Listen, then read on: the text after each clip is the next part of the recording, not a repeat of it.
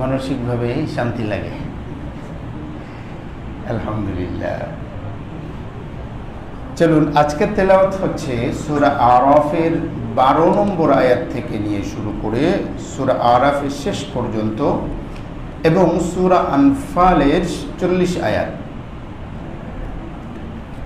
তো আজকের তেলাওয়াতের মধ্যে যে বিষয়গুলো উঠে এসেছে সেগুলো হলো, শুরুতেই থাকছে এই অভিশপ্ত ইবলিস এবং ইবলিস কর্তৃক হযরত আদম এবং হাওয়া আলাইহিমুসসালামকে যে প্ররোচিত করা হয়েছিল।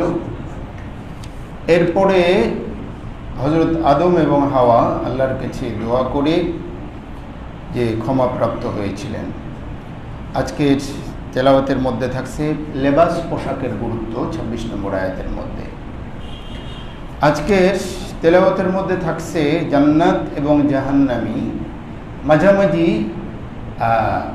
অবস্থানে থাকবে আরববাসী, সে আরববাসীর আলোচনা এসেছে সামুদ এবং আদ সম্প্রদায় এবং তাদের পরিণতি এসেছে। হযরতে মুসা আলাইহিসসালামের বড় একটা অংশ জুড়ে এসেছে সূরা আরাফের মধ্যে। মুসা আলাইহিসসালামের তুর পাহাড়ে গমন, সেখানে কিতাব প্রাপ্ত হওয়া, বনী ইসরাঈলদের নানাবিধ ঘটনা এবং ফেরাউনের উপর আল্লাহর পক্ষ থেকে যে সমস্ত শাস্তি নেমে এসেছিল। সূরা আনফালের মধ্যে মুমিনদের পরিচিতি, মুমিন কারা, তাদের জীবনী বা মুমিনদের বৈশিষ্ট্যের কথা এসেছে। চলুন, তো বিশেষ জায়গার কথা বললাম, এখন আমরা নির্বাচিত কিছু জায়গা থেকে একটু বিস্তারিত আলোচনায় চলে যাই। সূরা আরাফের 26 নম্বর আয়াতে, বরং 23 নম্বর আয়াতে হযরত আদম এবং হাওয়া আলাইহিমুসসালাম কর্তৃক গিয়ে দোয়া করেছিলেন এবং সেই দোয়ার ফলশ্রুতিতে আল্লাহ তাদেরকে ক্ষমা করে দিয়েছিলেন। কি ছিল সেই দোয়া? আল্লাহ বলেন, ক্বালা রব্বানা যালামনা আনফুসানা ওয়া ইন লাম তাগফির লানা ওয়া তারহামনা লানাকুনান্না মিনাল খাসিরিন। তারা বলেছিলেন, হে আমাদের রব, আমরা নিজেদের উপর অবিচার করেছি, আপনি যদি ক্ষমা না করেন এবং দয়া না করেন আমরা ক্ষতিগ্রস্তদের তালিকাভুক্ত হয়ে যাব। এই দোয়া বারাকাতে আল্লাহ রাব্বুল ইজ্জত ওয়াল জালাল তাদেরকে ক্ষমা করে দিয়েছিলেন এবং আল্লাহ তাদেরকে আগে যেমন ভালোবাসতেন আরও বেশি তাদেরকে ভালোবাসলেন এবং তাদের বংশের মধ্য থেকে আল্লাহ অগণিত নবী এবং রসুল এবং ভালো নেককার মানুষ পাঠিয়ে দিলেন। সুবহানাল্লাহ। প্রিয় হাজিরিন, উলামায়ে কেরাম বলেছেন, মানুষ যত বড়ই অপরাধ করুক না কেন, যদি সাইয়েদেনা আদম এবং হাওয়া আলাইহিমুসসালাম আমাদের পিতা এবং মাতা, তারা যেই ভাষায় আল্লাহর কাছে দোয়া করেছিলেন, কোনো ব্যক্তি যদি কায়মনোবাক্যে এবং অনুতপ্ত হয়ে আল্লাহর কাছে এই ভাষায় দোয়া করে, আল্লাহ তাকেও ক্ষমা করে দিবেন। সুবহানাল্লাহ।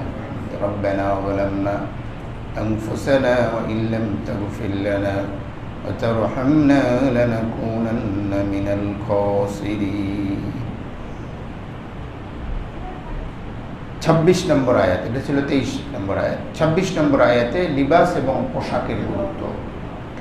ইসলামে পোশাকাদির গুরুত্ব দিয়েছে, যথেষ্ট গুরুত্ব দিয়েছে। চলুন দেখি আল্লাহ কি বলে। হে আদম সন্তান, কদ আনজালনা আলাইকুম লিবাসা, আমি তোমাদের জন্য পোশাক নাজিল করেছি। ইউয়ারি সাওআতিকুম, পোশাক কেমনে নাজিল করলেন? আমরা যে পোশাক আদি পরি, এগুলো কি আসমান থেকে জিবরাইল দিয়ে যায়? অর্থাৎ তোমাদের পোশাক আদি যে তোমরা তৈরি করো, এগুলো আমি জমিন থেকে তার মেইন উৎপাদন হয় এবং এর কলাকৌশল কিভাবে তৈরি করতে হয় এটা আমি তোমাদের মাথার মধ্যে দিয়ে দিয়েছি এবং সেটা আমি আল্লাহ আসমান থেকেই তোমাদেরকে দিয়েছি। একটা ব্যাখ্যা হতে পারে।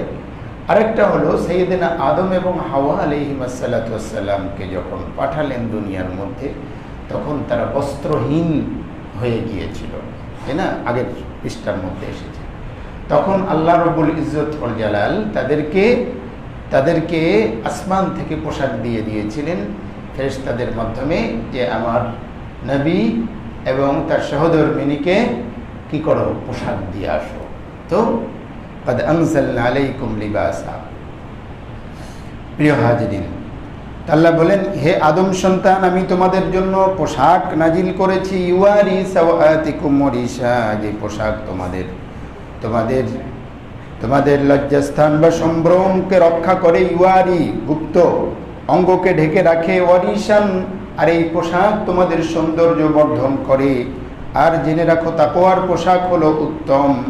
যালিকা মিন আয়াতিল্লাহি লাআল্লাহুম ইয়াযাক্কারুন, আল্লাহর নিদর্শন, অতএব তারা যেন এটা থেকে উপদেশ গ্রহণ করে। ইয়া বানি আদম লা ইয়াফতিনান্নাকুমুশ শাইতান, হে আদম সন্তান, তোমাদের শয়তান যেন প্ররোচিত না করে, যেমন তোমাদের পিতামাতাদেরকে আদম এবং হাওয়াকে জান্নাত থেকে বের করে দিয়েছিল।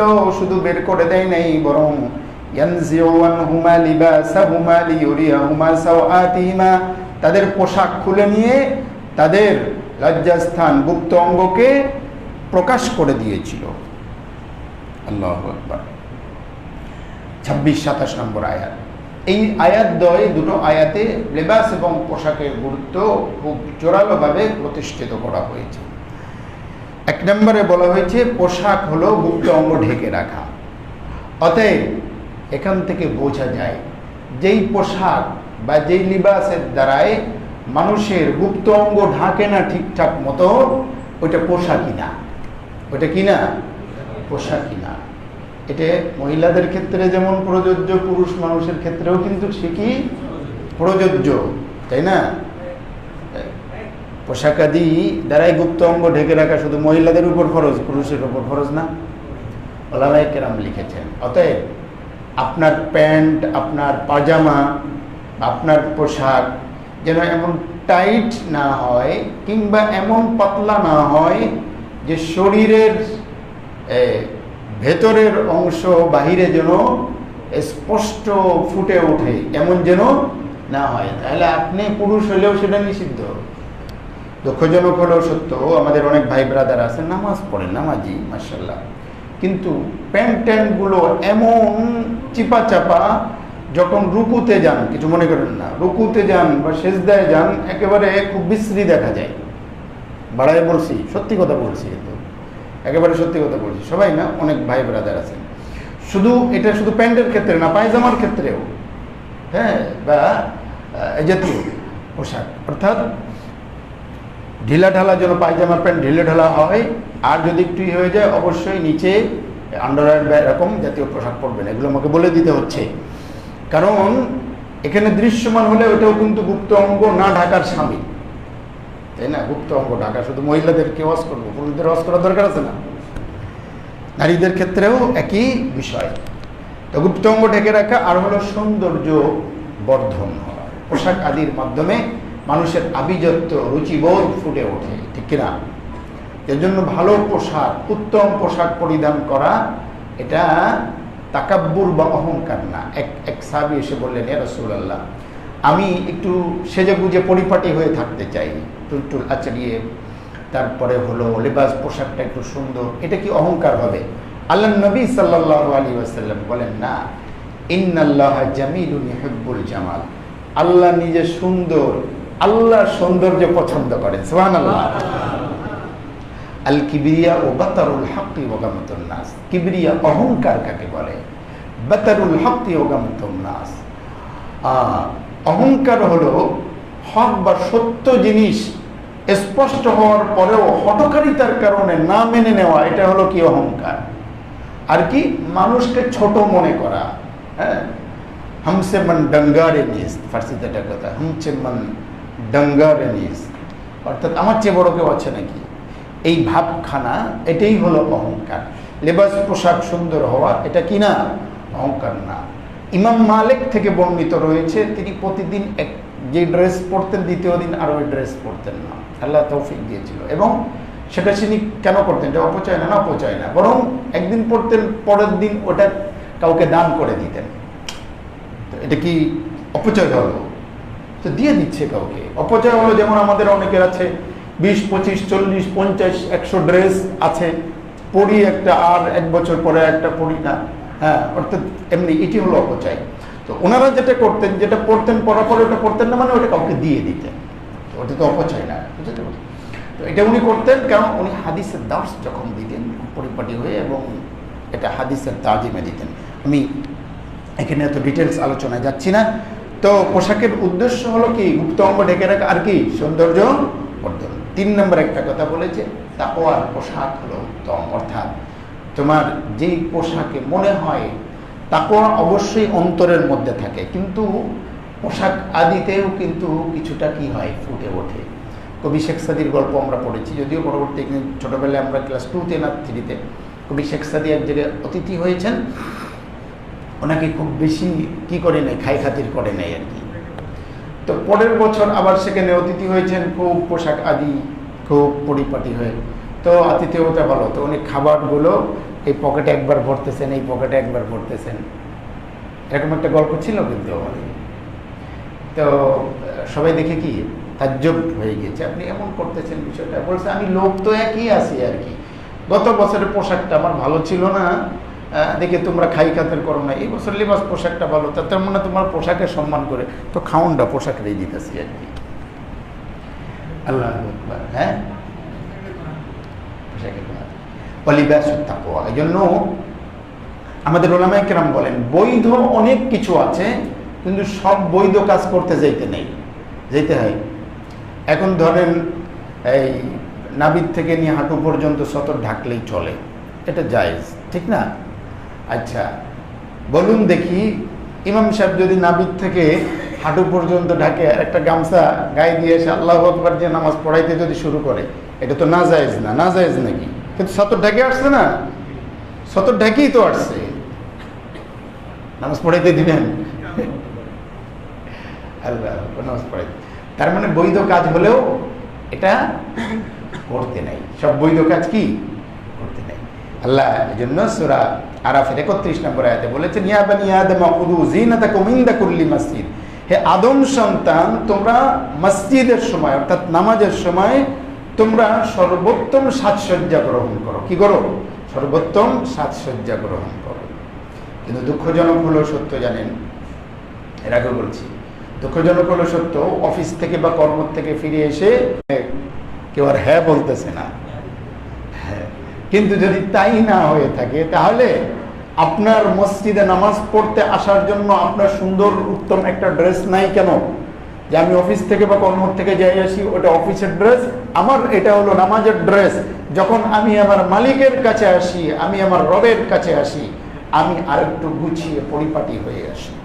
ওইটা ভিন্ন কথা, যে নামাজের সময় হয়ে গিয়েছে, বান্দা যেই অবস্থায় আছে সেই অবস্থায় ব্যাস দাঁড়ায়, আল্লাহু আকবার দাঁড়ায় যাবে। কিন্তু বাইরে আছেন, কর্মে আছেন, ঠিক আছে, কিন্তু আপনি ঘরের থেকে যখন মসজিদে আসতেছেন, তখন কেন আপনি একটু সুন্দর করে আপনার ভালো পোশাকটা পরে আসবেন না? আর রাব, আমি আপনারা একটু দেখতে চাই। আল্লাহ বলেন, লান তারানি, মুসা তুমি আমাকে কখনোই দেখতে পারবে না, এই দুনিয়াতে আমি কাউকে এইভাবে দেখা দিই না। ওয়ালাকিন ইনজুর, পাহাড়ের দিকে তাকাও, ফাইন ইস্তাকাররা মাকানাহু পাহাড় যদি স্থির থাকে তাহলে দেখতে পারবা। ফালাম্মা তাজাল্লা রাব্বুহু লিল জাবালি, পাহাড়ে আল্লাহ তার ঝলকানি দেখালেন, তাজাল্লি, যখন এই ঝলকানি দেখালেন, জাআলাহু দাক্কা, পাহাড় চূর্ণ হয়ে গেল, ভেঙে গেল। ওয়াখাররা মুসা সাইকা, মুসা আলাইহিস সালাম বেহুশ হয়ে পড়লেন। ফালাম্মা আফাকা, যখন হুশ ফিরে আসলো, ক্বালা সুবহানাকা, মুসা বললেন, আল্লাহ আপনি পবিত্র, তুবতু ইলাইকা তাওবা তাওবা, আমি আপনার কাছে তওবা করলাম। ওয়া আনা আউয়ালুল মুমিনিন, আমি প্রথম ঈমানদার, মানে আমি প্রথম ঈমানদার, বিশ্বাস করি দুনিয়ার জীবনে আপনাকে দেখা যায় না, যদি দেখা যাইতো আমি দেখতে অবশ্যই পারতাম, আমি যখন দেখতে পারি নাই, আপনাকে দেখা যায় না। আল্লাহর নবী আল্লাহকে দেখেছেন কি না দেখেননি, এটা একটা ইখতিলাফি মাসালা। তবে আল্লাহর নবী যদি দেখে থাকেন, যে দুনিয়ার জগতে নাই, সেটা হলো কি উর্দু জগতে, কাজে ওইটা নিয়ে প্রশ্ন হবে না। আল্লাহ এখানে বলেছেন, লান তারানি, আমাকে তুমি দেখতে পাবে না, তবে হ্যাঁ হাদিসের মধ্যে আসছে কোন ব্যক্তি যখন ঈমান নিয়ে আল্লাহর দরবারে যাবে তখন আল্লাহ রাব্বুল ইজ্জত ওয়াল জালাল বান্দাদেরকে দেখা দিবেন। সাহাবায়ে কিরাম জিজ্ঞাসা করেন, এত মানুষ একসাথে কেমনে দেখব? হুড়োহুড়ি লাগবে না, ধাক্কাধাক্কি লাগবে না? হ্যাঁ, কোনো বড় একজন নেতা যখন আসে তখন তার দেখতে গেলে কত মানুষ হুড়োহুড়ি হয়, ধাক্কাধাক্কি যায়, যাওয়ার পরে দুর্ঘটনায় মারা হয় অনেকে। তা আল্লাহরে দেখতে গিয়ে আল্লাহ নবী সাল্লাল্লাহু আলাইহি ওয়াসাল্লাম বললেন, তোমরা চাঁদ দেখো না? বলে হ্যাঁ দেখি। বলে চাঁদ যখন তোমরা দেখো নিজের অবস্থান থেকেই তো দেখো, ঠিক কিনা? বলে হ্যাঁ তাই। দেখতে গিয়ে কারোর সাথে হুড়োহুড়ি লাগে? বলে তা লাগে না। ধাক্কাধাক্কি লাগে? তা লাগে না। বলে আল্লাহকে এর চেয়ে ভালো সুন্দর করে দেখলে প্রত্যেকের দিক জায়গা থেকে। সুবহানাল্লাহ। فإن استقر مكانه فسوف تراني فلما تجلى ربه للجبل جعله دكا وخر موسى صيقا فلما فاق قال سبحانك تبت إليك وأنا أول المؤمنين। আল্লাহ যেন আমাদের সকলকে রব্বে করিমের দর্শন দেখান। জান্নাতের সবচেয়ে বড় নিয়ামত হলো আল্লাহর দর্শন। এই জন্য আল্লাহ বলছেন লিল্লাযীনা আহসানুল হুসনা ওয়া জিয়াদা, যারা ভালো কাজ করে তারা তো প্রতিদান পাবে, এক্সট্রা আরো কিছু পাবে। ব্যাখ্যাকাররা বলেছেন এক্সট্রাটা হলো রুয়াতুল্লাহ, আল্লাহ রাব্বুল ইজ্জত ওয়াল জালালের দর্শন। এটাই হলো এক্সট্রা, যেটা বান্দা সবচেয়ে বেশি আকাঙ্ক্ষিত হবেন। আল্লাহ জান্নাতীদের জান্নাত দেওয়ার পরে বলবেন, তোমাদের কি আর কিছু প্রাপ্তি আছে? বলে না আল্লাহ, আর কি চাই? কোনো কিছুরই তো অভাব নাই। বলে তারপরেও চাও, চেয়ে দেখো আর কি চাও? তো বলবে আর কিছু চাওয়ার নাই। এরপরে হাদিসের মধ্যে আসছে সুবহানাল্লাহ, গায়ের লোম কাটা দিয়ে উঠছে, আল্লাহ রাব্বুল ইজ্জত ওয়াল জালাল তার দর্শন দেবেন। মানুষ চেয়ে থাকবে আর দেখবে, শত শত হাজার বছর পার হয়ে যাবে। এরপরে মনে যখন উঠবে তখন মনে হবে যে সামান্য এক ঝলক দেখেছি। প্রিয়জনকে যদি রাত ভোর দেখা হয় তবুও মনে হয় যে এক পলক দেখেছি মাত্র। তো এরপরে বলবে, শোনো আজকের থেকে তোমাদের জন্য আমি এই হুকুম জারি করে দিলাম, ফরমান, আমি তোমাদের উপর রাজি হয়ে গেলাম আর আমি কখনো তোমাদের উপর অসন্তুষ্ট হব না। সুবহানাল্লাহ। ফালাম্মা ফাকা ক্বালা সুবহানাক তুবতু ইলাইকা ওয়া আনা আউয়ালুল মুমিনিন। আল্লাহ যেন আমাদেরকে সেই নিয়ামত নসিব করে, বলুন আমিন। সূরা আনফালের মধ্যে মুমিনদের পরিচিতি রয়েছে 2, 3, 4 নম্বর আয়াতের মধ্যে।